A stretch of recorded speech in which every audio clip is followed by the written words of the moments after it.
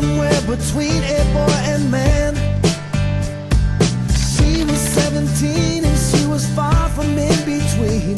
It was summertime in northern Michigan.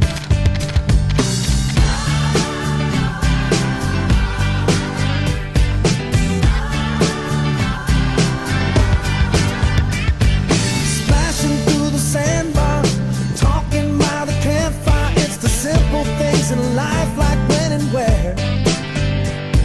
We didn't have no internet, but man, I never will forget the way the moonlight shined upon